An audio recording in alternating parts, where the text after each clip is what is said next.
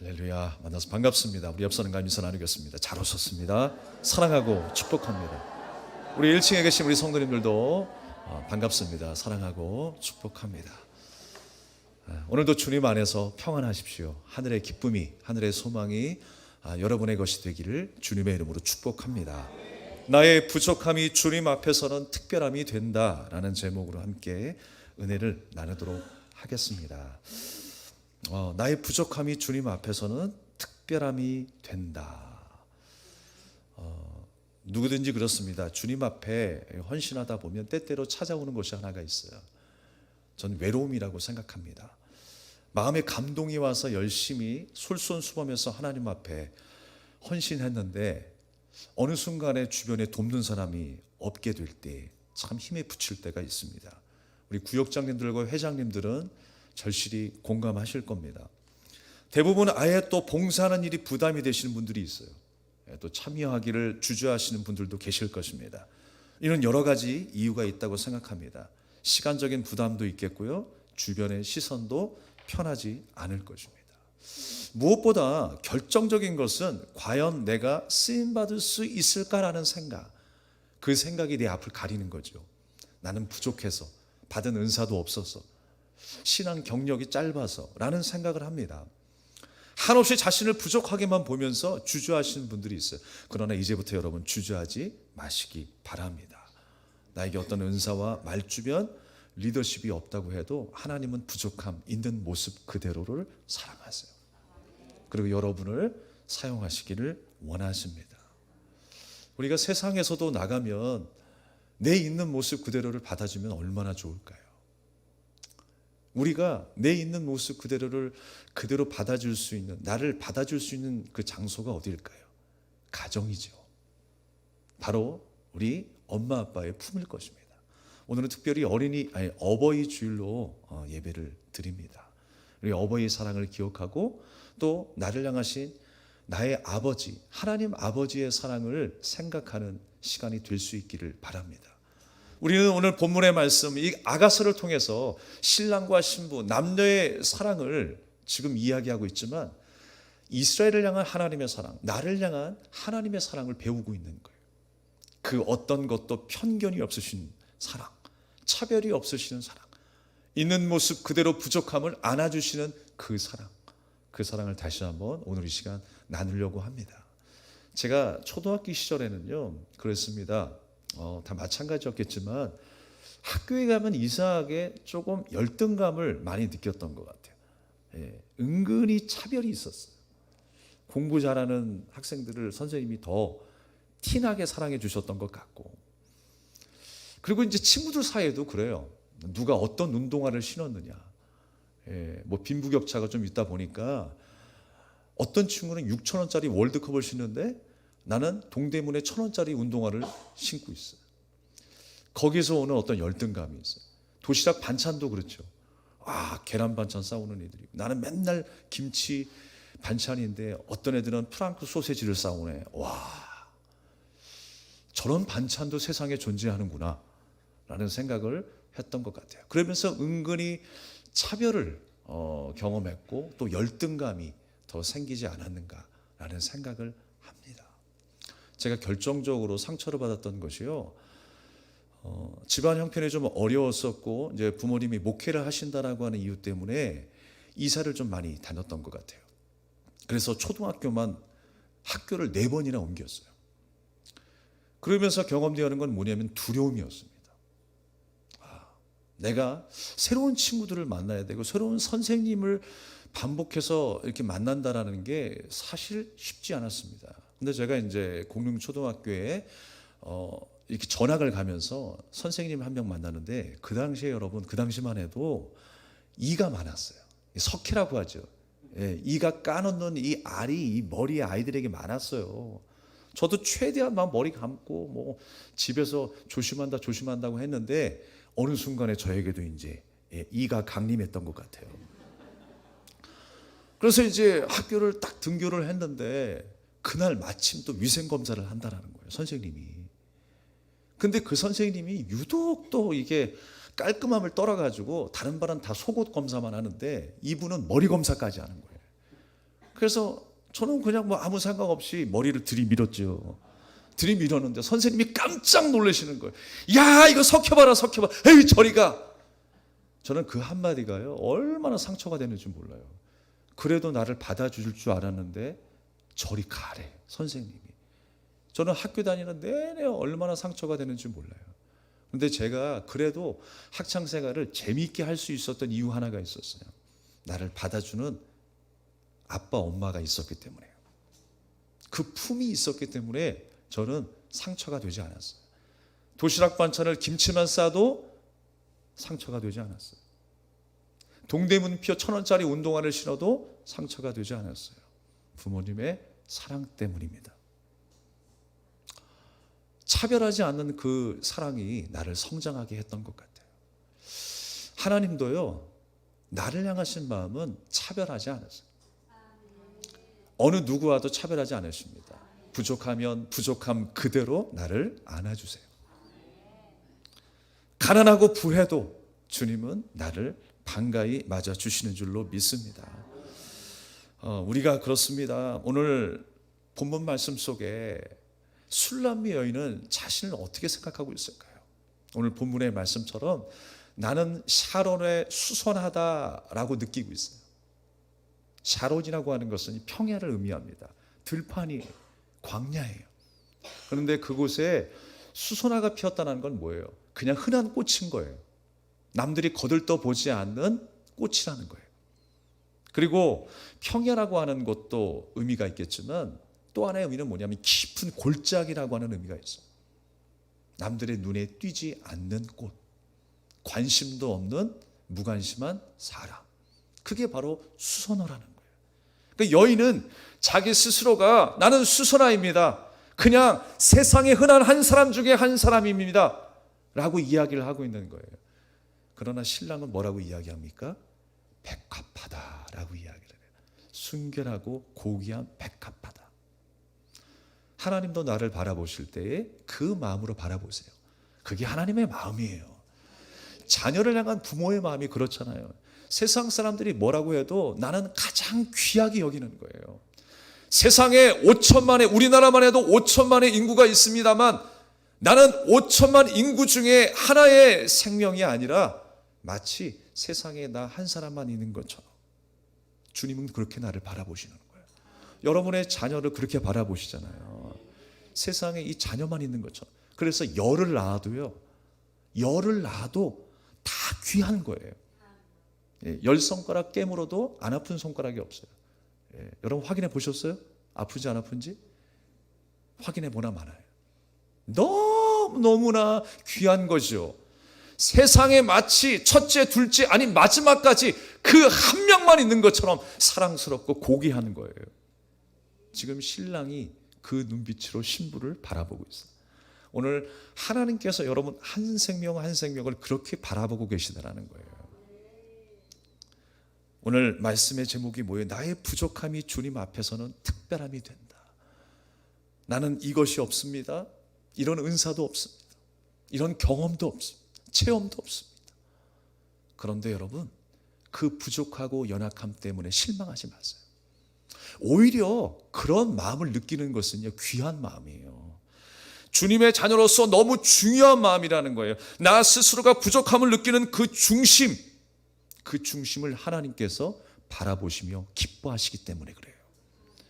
우리가 기도할 때도요, 내가 연약함을 인정하는 것, 그게 바로 기도의 시작이에요.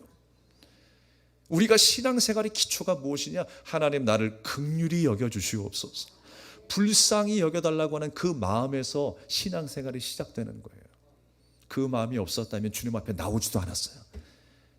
주님이 안 계셔도 내가 왕이 되어 살아가는 거예요. 내가 힘이 있고 내가 지혜가 있고 돈이 있기 때문에 하나님 없이도 살아가는 거예요. 그러나 내가 부족하기 때문에 주님 앞에 나왔습니다. 그 부족한 마음, 그 부족함이 주님 앞에서는 특별한 시간이 되는 줄로 믿습니다. 그래서 여인은 샤론의 수선화, 흔한 꽃이지만 신랑이 보기에는 흔한 꽃이 아니에요. 특별한 꽃이라고 여기는 것입니다. 솔로몬 왕이 보기에는 너무나 아름다운 꽃이에요. 매일 생각하게 되는 꽃이라고 하는 것입니다. 우리가 사랑하는 연인들도 마찬가지입니다. 사랑하게 되면 어떻게 됩니까? 한 여자가 나의 연인이 되는 순간에 다른 사람은요, 특별한 감정이 없을지 모르겠어요. 특별한 관심이 없을지 모르겠어요. 그냥 지나가는 한 여자죠. 그러나 내게는 특별한 한 사람으로 다가오는 거예요. 어느 순간에 그 여자가 내 마음속에 꽃이 되어 다가왔어요. 자꾸만 생각나는 거예요. 그리고 내 일상과 자꾸만 결부시키려고 해요. 비슷한 점은 없는지? 오늘 시간을 정해서 만나고 싶은 그 간절한 마음, 그것이 바로 연인들 가운데 나타나는 마음이라고 하는 것입니다. 온통 하루 종일 마음을 뺏겨서 그놈 생각으로 가득한 거예요. 그게 바로 사랑하는 연인들 아니겠습니까? 지금 솔로몬의 마음이 그렇다는 것입니다. 상황과 조건을 보는 것이 아니라 그 사람 자체를 바라보는 거예요. 주님은 내가 가진 것, 내가 능력이 있는 것, 그거 보지 않으세요. 지금 주님을 사랑하는 그 마음을 보신다라고 하는 것입니다. 그게 주님의 마음이라는 거예요. 수선화처럼 흔한 꽃이지만 나에게는 특별한 꽃이다라고 하는 것입니다. 여러 가지 아름다운 꽃들에 비해서 사실 이 순위에서 밀려날지 모르겠지만 수선화는 그 신랑에게 너무나 아름다운 꽃이 되어 있는 거예요. 저도 어릴 적이요, 그렇습니다. 겨울이 지나고 봄이 돼서 막 풀이 올라올 때였습니다. 집 앞마당에 있는데 좁은 그 마당에 풀들이 막 자라나기 시작했어요. 누가 봐도 잡초였습니다. 근데 저는 잡초인 줄 알았는데 한켠에 비가 오더니 시간이 지나더니만 갑자기 그 가시 같은 잡초에서 꽃이 피기 시작하는 거예요. 나중에 알고 보니까 그게 채송화였어요. 얼마나 예쁘게 보이는지 몰라요. 잡초 가운데 채송화가 노랗고 빨갛고 주황색으로 이렇게 꽃이 피우는데 얼마나 아름다운지 모르겠어요. 세상에 아름다운 꽃 하면 장미라고 이야기할지 모르겠습니다. 백합화라고 이야기할지 모르겠습니다. 그러나 저에게는 특별히 의미 있는 꽃이, 충격으로 다가온 꽃이 채송화였어요. 각자에게 의미 있는 꽃이 있을 것입니다. 뭐 어떤 사람은 후리지아, 내가 처음 받은 꽃 선물이 후리지아였어, 장미였어. 특별한 의미와 소중한 꽃이 있을 것입니다. 남들이 흔하게 생각해도 나에게는 별로 이뻐 보이지 않아도 나에게는 이뻐 보이는 꽃이 있죠. 사람들이 나를 인정하지 않을지 모르겠어요. 그러나 하나님은 나를 아름답게 보시는 거예요. 주님이 아름답게 보시고 기뻐하시는 꽃이라고 하는 것입니다. 지금의 수선화가 그렇다라는 거예요. 그냥 들판에 피어있는 흔한 꽃이지만 신랑이 보기에는 너무나 아름다운 백합화 같다라고 하는 것입니다. 나의 부족함이 주님 앞에서는 그렇게 특별함이 되는 것입니다. 내가 그렇게 하나님 앞에 예뻐 보이는 거예요. 자녀가 뭘 해도 부모의 마음은 예뻐 보이잖아요. 그냥 안아주고 싶잖아요. 심지어 잘못을 해도 잘못을 우리가 야단치지만 그래도 그 모습 속에서 정말 또 소중함을 발견해요. 예뻐하는 그 부모님의 마음을 여러분이 잘 알게 될 것입니다. 알 것입니다. 주님도 비록 내 모습이 초라할지라도 주님은 주님의 은혜로 나를 특별한 존재로 세우셨어요.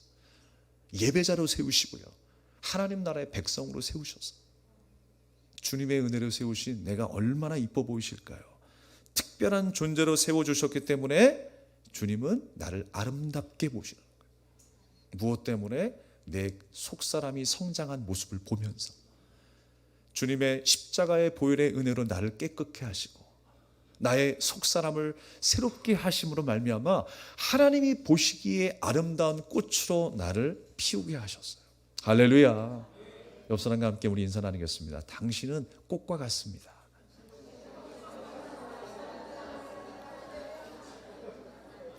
꽃과 같습니다. 예. 모든 꽃은 예쁘더라고요. 심지어 호박꽃도 예쁘더라고요. 예. 예쁜 눈으로 바라보면 예뻐요. 근데 아무리 뭐 유명한 장미꽃이라 할지라도 삐뚤어진 마음으로 바라보면 그 꽃이 예뻐 보일 수가 없어요. 하나님의 눈으로 바라보시기 바랍니다. 다툴 일이 없어요. 그러면 마음이 갈라질 이유가 없어요. 그냥 사랑하게 되는 거예요. 속사람이 아름다운 사람은요, 어떤 사람인가 하면 자신의 연약함을 먼저 인정하는 사람이더라고요. 나는 이것이 부족합니다. 이런 연약함이 있어요. 속사람이 건강한 사람은, 아름다운 사람은 그렇게 자신의 연약함을 인정하는 거예요. 로마서 8장 26절에 보면 이와 같이 성령도 우리의 연약함을 도우시나니 우리가 마땅히 빌 바를 알지 못하나 오직 성령이 말할 수 없는 탄식으로 우리를 위하여 친히 간구하시느니라 라고 말씀하고 있어요. 주님은 나의 연약함을 누구보다 잘 알고 계세요. 그러나 연약함 그대로 주저앉지 마시고 그 연약함을 가지고 주님을 의지해 보세요. 주님 앞에 간구할 때에 하나님은 더 기뻐하시며 우리를 도우실 줄로 믿습니다. 여러분이 잘 아시는 주기철 목사님이 계세요. 신사참배를 거부하다가 순교를 당하셨죠. 흔들리지 않는 믿음의 표본 생각하면 우리는 주기철 목사님을 먼저 떠올리게 됩니다. 무려 7년 동안 고문을 당하고 고초를 당하면서 다니엘처럼 하나님을 부인하지 아니하고 하나님을 향한 뜻을 굽히지 않았던 주기철 목사님. 그런데 그의 가족의 이야기를 들어보면 우리는 좀 다른 이야기를 들을 수가 있어요. 그의 아들이었던 주강조 장로님은요, 이런 이야기를 합니다. 우리의 생각과는 달리 주기철 목사님은 누구보다 자신의 연약함을 주님 앞에 고백했던 사람이래요. 자신의 연약함 때문에 괴로워했던 사람이었어요. 그래서 내가 오늘도 무너져서 저 우상 앞에 절하면 어떻게 하지? 그 고통이 너무나 힘들게 했다라는 거예요. 고문도 힘들었지만 내가 여기서 하나님 부인하고 우상 섬기면 어떡하지? 신사 참배하면 어떻게 하지? 라는 그 연약함 때문에 괴로워했던 목사님이셨어요. 목사님은 성격이 강하지 못해서 언제라도 신사 참배를 할까 봐 고민하셨고 고문을 당할 때마다 더 이상은 버티기 힘듭니다 라고 하면서 하나님 앞에 부르짖었던 사람이었어요. 그럼에도 불구하고 이 다음에 뵙게 될 주님을 생각하면서 오직 은혜를 구하고 하루하루를 버티셨다라는 거예요. 우리와 별반 다른 사람이 아니에요. 똑같은 성경을 가진 사람입니다. 죽음 앞에서도 흔들림이 없었던 주기철 목사님의 믿음은 자기가 세운 믿음이 아니에요. 하나님의 은혜였다라는 거예요. 전부 하나님의 은혜로 세워진 그의 믿음이었다라고 하는 것입니다. 사실 생각해 보면요, 연약한 우리잖아요. 우리가 예수님의 제자가 되고 예수님의 뒤를 따르겠습니다, 예수님이 지셨던 십자가를 지겠습니다라고 하지만 그 십자가보다 10분의 1 아니 100분의 1의 십자가도 버거워하는 것이 우리의 모습이에요. 그러면서 나는 십자가를 치지 못하겠습니다 라고 하는 데까지 갑니다. 그렇게 연약해요. 그러나 내 힘으로 이겨내기 어려운 고난도 나의 연약함을 고백하면서 주님을 의지하게 될 때 우리는 능히 이겨낼 수가 있는 거예요. 왜냐하면 우리의 강함은 세상의 강함과 같지 않아요.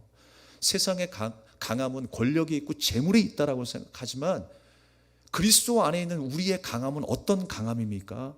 우리는 나의 약함을 인정하고 하나님이 주시는 힘을 간구하는 그 강함이에요. 주님이 도우시는 강함이에요. 나는 연약하지만 가장 연약할 때에 긍휼히 여기셔서 나와 함께 연합하셔 싸우시는 그 힘, 그 승리, 그 강함을 우리는 생각해야 하는 것입니다. 날마다 그 믿음으로 사시는 저와 여러분 되기를 주님의 이름으로 축복합니다. 마태복음 26장 39절 말씀에서 겟세마네 동산에서 기도하셨던 우리는 예수님의 기도를 우리는 익히 알고 있습니다. 땀방울이 핏방울이 되기까지 하나님 앞에 간절히 기도했어요. 그런데 여러분, 예수님께서 어떻게 기도하셨습니까? 조금 나아가사, 한번 읽어볼까요? 시작. 조금 나아가사 얼굴을 땅에 대시고 엎드려 기도하여 이르시되 내 아버지여, 만일 할만하시거든 이 잔을 내게서 지나가게 하옵소서. 그러나 나의 원대로 마시옵고 아버지의 원대로 하옵소서 하시고. 예수님의 기도의 시작은 뭐였어요? 나는 연약합니다. 나는 부족하다라는 거예요. 근데 사실 여러분, 그것이 기도의 시작이다, 기도의 핵심이에요. 여러 가지 내용들을 많이 넣어서 우리가 기도하지만 진짜 우리가 하나님 앞에 올려야 될 그 기도의 핵심은 무엇이냐? 바로 나를 불쌍히 여겨주시옵소서. 나는 이렇게 연약합니다. 이렇게 부족합니다. 그 마음으로 주님의 긍휼을 구하는 우리의 기도가 되어야 하는 것입니다. 주님이 가장 기뻐하시는 거예요. 물론 우리의 소원함, 우리의 어떤 질병과 우리의 삶의 형편을 위해서 기도하는 그 모습도 하나님께서 기뻐하시겠지만, 정말 하나님께서 우리를 바라보시며 기뻐하는 그 기도의 모습은 나를 긍휼히 여겨주시옵소서라고 하는, 나의 부족함을 하나님 앞에 인정하고 하나님 앞에 맡기는 그 모습을 너무너무나 기뻐하신다라는 거예요. 주님이 그렇게 기도하셨어요. 철저하게 내 자신의 연약함을 인정하고 내려놓는 것에서 기도가 시작되고 신앙생활이 시작된다라고 하는 것입니다. 여러분의 연약함을 주님 앞에 드러내시기 바랍니다. 내 고집 피우지 말고요, 하나님 앞에 맡기는 거예요. 그럴 때 우리는 하나님의 크신 은혜를 경험할 수가 있어요. 그러므로 여러분, 이제 앞으로는 이렇게 기도하시길 바랍니다. 주님, 지금 내 삶이 두렵고 떨립니다.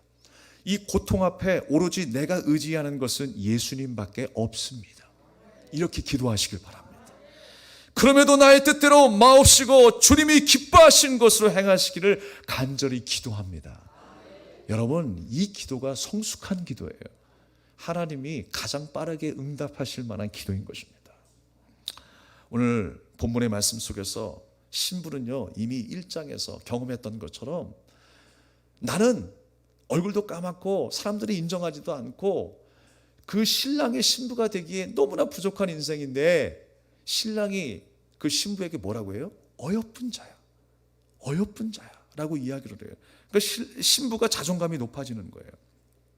이제 더 이상 그 평야 가운데에, 그 사막 가운데에 흔히 피어나는 수선화가 아니라는 것을 이제 점점 그 마음속에 생각하고 있어요. 사랑받는 신부인 것을 알게 되었기 때문에 그렇습니다.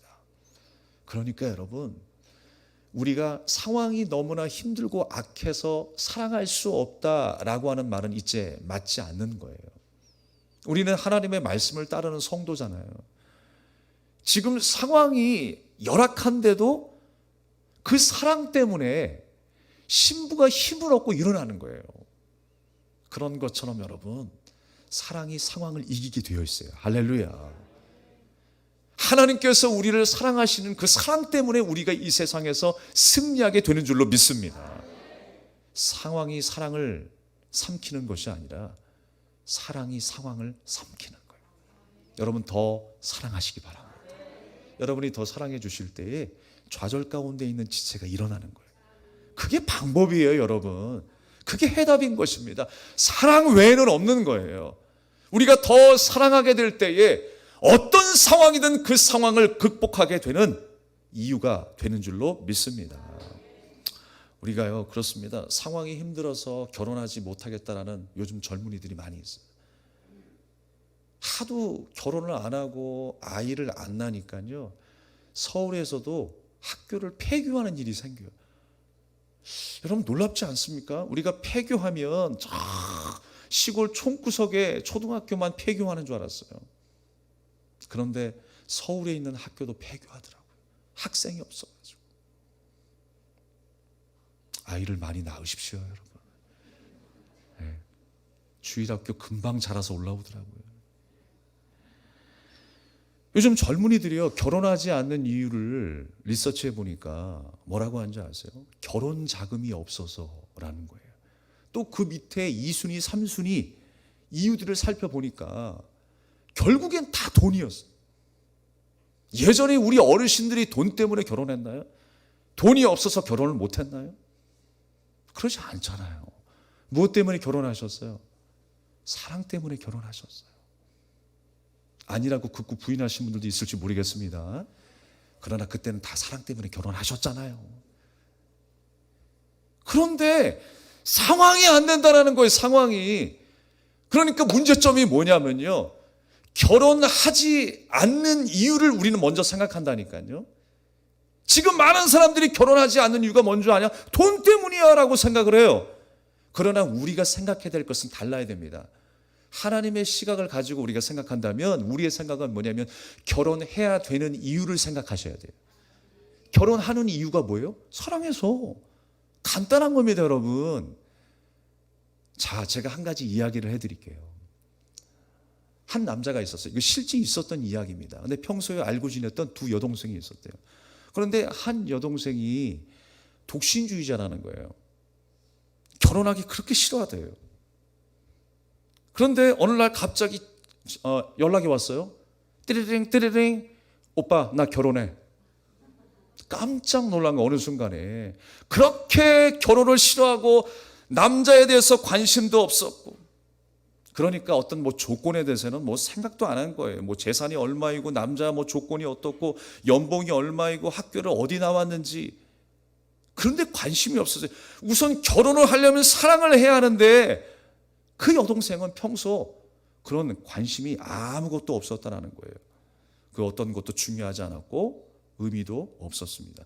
그런데 여러분, 그 사람의 눈에 사랑하는 한 사람이 나타난 거예요. 사랑하는 그 한 사람이 그 눈에 들어와 버렸어요. 콩깍지가 씌워지게 된 거예요. 부인할 수 없는 뭐였어요? 사랑이었어요. 그 부인할 수 없는 사랑이 자기에게 찾아오게 된 것입니다. 그리고 그 사랑에 빠져서 온통 그 사람 생각만 하게 되었어요.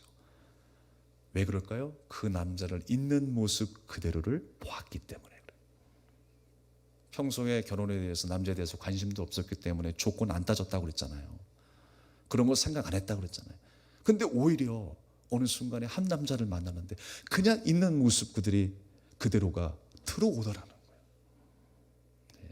저도 어쩌면 이주영 씨에게 그렇게 비춰졌는지, 아무것도 가진 것이 없었는데 그렇게 비춰졌던 것 같아요. 감사할 따름입니다. 그런데 여러분, 반대로 또 한 명의 그 여동생이 있었다고 그러잖아요. 그 여동생은 너무나 결혼하고 싶어 했던 사람이었대요. 그래서 결혼에 대한 어떤 환상이 있었어요. 근데 문제는 뭐냐면 조건이 너무 많은 거예요. 키는 이 정도 커야 되고, 잘생겨야 되고, 아파트가 있어야 되고, 연봉은 얼마인지, 또 학교는 어딜 나왔는지, 맨날 그 얘기 따지면서 백마탄 왕자가 자기 앞에 나타나기를 간절히 기다렸다는 거예요. 거기에 미달되면 나 결혼 안 해 라고 그냥 선언을 해버리는 거예요. 이 때문에 만나는 사람마다 조건 때문에 헤어지고 결혼에 꼴이 날 수가 없었습니다. 어떤 사람과도 사랑하기가 너무나 힘이 들었어요. 설령 그런 조건을 가진 사람이 어느 순간에 나타났는데 자기에게 관심이 없더래요. 그러니까 결혼을 할 수가 없는 거예요. 결국 아이러니하게도 어떤 결과가 나왔을까요? 난 결혼 안 할 거야 라고 했었던 독신주의자가 먼저 결혼했대요.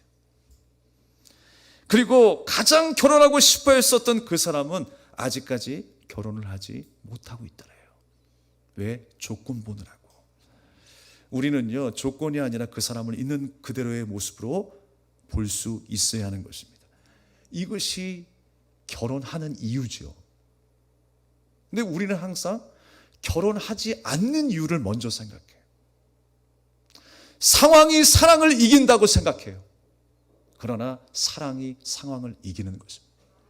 나를 향한 하나님의 사랑은요, 모든 상황을 이기는 사랑이에요. 내가 힘들고 버거워할 때, 나는 가진 게 없고 누리는 것이 없고 남들보다 더 뛰어난 것이 없어서 낙심하고 절망할 때, 주님은 아무 조건 보지 않고 내가 너를 사랑한다라고 말씀하셨어요. 나의 어여쁜 자야, 일어나 함께 가자 라고 말씀하시는 거예요. 오늘도 주님과 동행하는 그 어여쁜 자라고 부르시는 그 하나님의 음성 앞에 우리가 그 품 안에 안길 수 있기를 주님의 이름으로 축복합니다. 오늘 신랑은 신부에게 가시나무 가운데 백합하다라고 이야기를 합니다. 그만큼 신부가 아름답게 보였던 거예요. 가시와 같은 상황 속에 놓여 있지만 신랑은 아름답고 순결한 신부로 바라보고 있는 것입니다.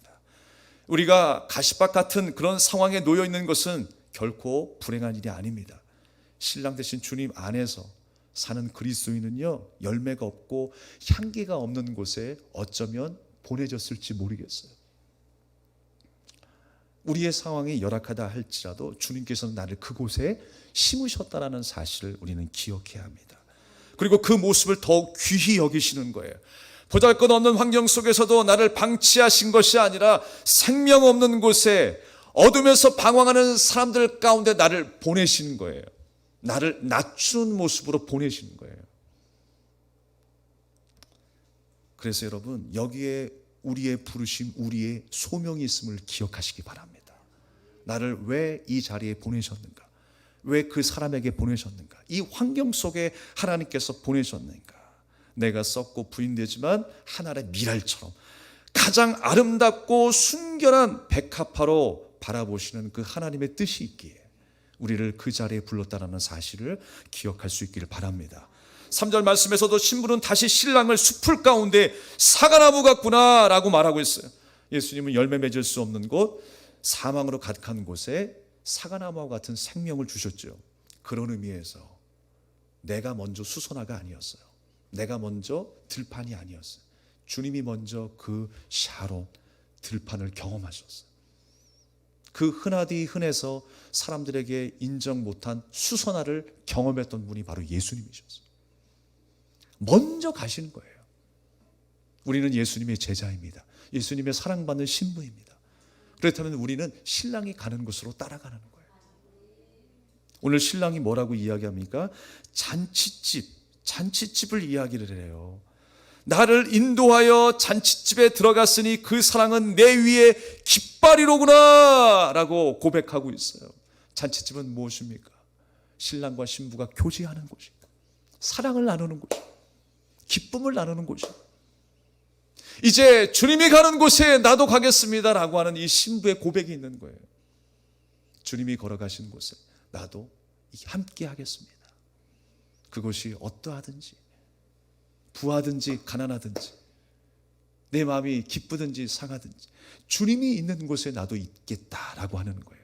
그것이 깃발을 흔드는 것처럼 우리의 삶의 목적이 되고 우리의 승리의 원동력이 된다라고 하는 사실을 확신하며 오늘 이 하루를 살아내는 것입니다. 사랑하는 여러분, 주님은 여러분을 너무너무 사랑하세요. 우리가 전도하면서 전도지에 나타난 글귀가 하나님은 당신을 사랑하십니다.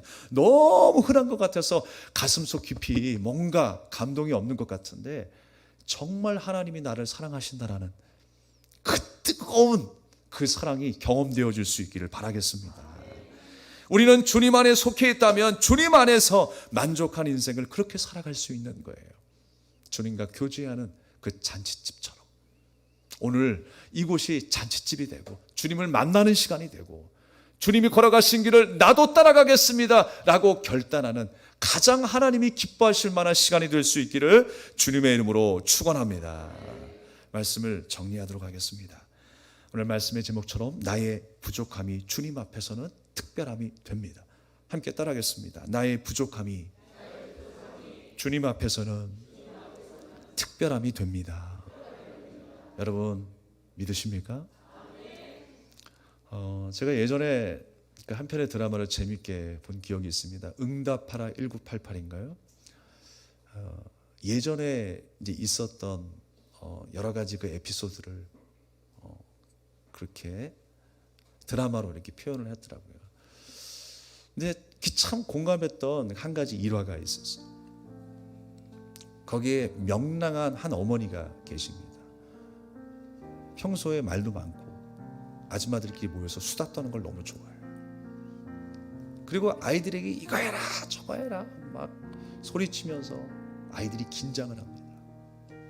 양말 아무데나 벗어놓지 말고 뭐도 하고 숙제는 해야지 라고 하면서 간섭하시는 그냥 평범한 어머니의 모습입니다. 하나에서 10가지 어머니의 손길이 닿지 않으면 아이들이 온전히 살아갈 수가 없어요. 다 그렇잖아요. 다 그런 시절을 겪어봤잖아요. 그런데 그 아이들이 어느 순간 조금씩 성장을 합니다. 자기 혼자 스스로 할 수 있는 나이가 되었어요. 그래서 어머니의 손길을 조금씩 벗어나기 시작합니다. 시간이 흐르고 나이가 들어서 이 어머니도 이제 어느덧 갱년기의 나이가 되었어요.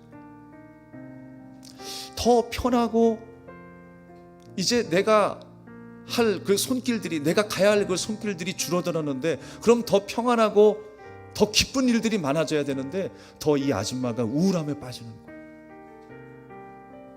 왜 그럴까? 갑자기 변해버린 엄마의 모습을 이상하게 생각하면서 아이들이 생각하기 시작했어요. 우리가 이제 성장해서 우리 스스로가 다 할 수 있다고 하니까 엄마가 너무 서운해 하시는구나 라는 생각을 하기 시작했어요. 엄마의 손길이 줄어든 거죠. 그래서 엄마가 자기의 역할을 잃어버리니까 우울증이 빠지게 돼요. 성장하는 아이를 바라보면서 부모님은 기뻐하실 거예요. 그러나 거기에 은혜와 사랑이 빠졌다면, 무관심만 남아있다면, 성장하는 것은 기쁘지만 그 어머니의 마음은 우울함에 사로잡히게 될 것입니다. 오히려 손길이 많았고 분주했었던 내 육체는 비록 힘이 들어서 아이들을 먹여 살리기에 힘든 상황에 있을지라도 그 아이들이 나의 도움의 손길이 필요할 때, 필요로 했었을 때 더 행복했던 거죠. 아마 그 시간을 그리워하지 않을까요? 우리도 그런 생각들을 많이 하잖아요. 내가 저 아이들을 위해서 돕고 저 아이들을 위해서 헌신했을 때가 더 기쁘지 않았나요? 그때는 비록 힘들고 어려웠지만 정말 그 어머님의 손길을 느낄 수 있었던 그 시간, 우리를 향하신 하나님의 마음도 동일하다고 생각합니다. 어느 순간에 내가 오랫동안 신앙생활을 했기 때문에 내가 이제 다 성장하는 것처럼 생각될 수 있어요. 나 혼자 다 할 수 있습니다. 그래서 하나님으로부터 멀어지고 말씀으로부터 멀어지고 주님 앞에 헌신하는 일들로부터 멀어질 수 있어요. 하나님이 보시기에 어떤 마음일까요? 나는 네가 가장 아름답고 사랑스럽게 보일 때가 바로 이때야 라고 하는 그때가 언제일까요? 주님, 저 아무것도 할 수 없어요. 주님 도와주세요. 저 부족합니다. 연약합니다. 긍휼히 여겨주세요. 바로 이때가 아닐까요? 하나님 앞에 동의하며 회개하며 주님의 품으로 안겼던 그때가 아닐까요? 사랑하는 여러분, 하나님은 내가 성장하는 것을 기뻐하세요. 그러나 관계가 깨지는 것을 원하지 않으세요. 여전히 내가 하나님 앞에 순결하고 거룩한 신부로 서기를 원하세요. 주님 안에 속한 자로 우리가 행복을 누리기를 원하세요. 주님의 그 역사하심이, 주님의 일하심이 우리 인생 가운데 나타나기를 원하세요.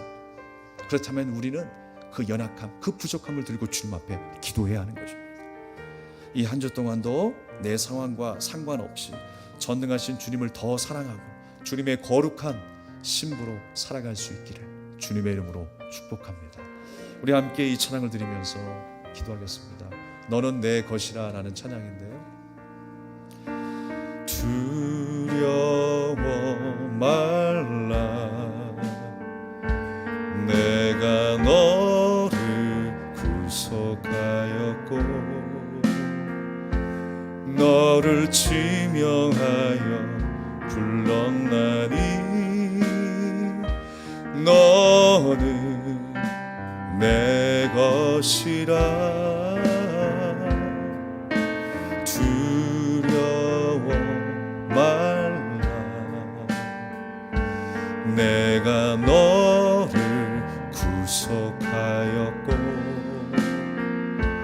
너를 지명하여 불렀나니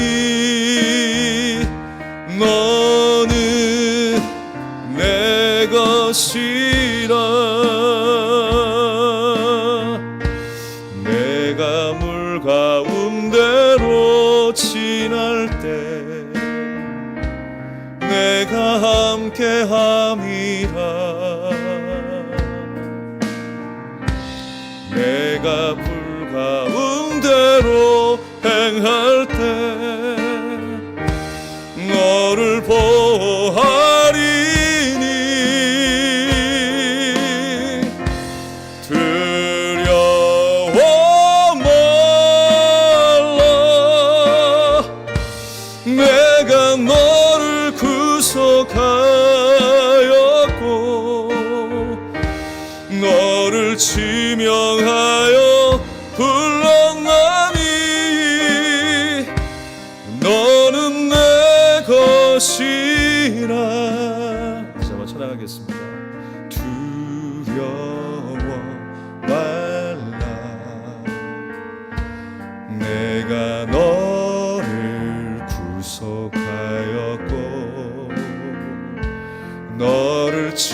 지명하여 불렀나니 너는 내 것이라 두려워 말라. 내가 너를 구속하였고 너를 지명하여 불렀나니 너는 내 것이라. 내가 물 가운데로 지날 때 내가 함께 하리라. 내가 불 가운데로 행할 때 너를 보호하리니 두려워 말라. 내가 너를 구속하였고 너를 지명하여 불렀나니 너는 내 것이라. 주신 말씀을 기억하면서 우리 합심하여 기도합시다. 주님이 말씀하세요. 여러분에게 너는 내 것이라. 나의 어여쁜 자, 나는 너를 사랑한단다 라고 말씀하세요. 좋지 않은 상황 속에서도 힘겹게 신앙생활 하시는 분들 계실 거예요. 가정을 꾸려가는 분들, 어렵게 하루하루를 버텨내시는 분들 계실 거예요. 그러나 그때가 주님을 더 가까이 만날 때입니다. 그 마음을, 그 중심을 주님이 더 아름답게 보시는 때예요. 그 마음 그대로, 있는 모습 그대로, 상황에 여의치 아니하고 세상의 핍박에 여의치 아니하고 오직 주님만 의지하고 주님만 바라보게 하옵소서. 주님만을 사랑하는 나의 인생이 되게 달라. 우리 간절한 마음으로 주님 앞에 결단하며 기도하겠습니다.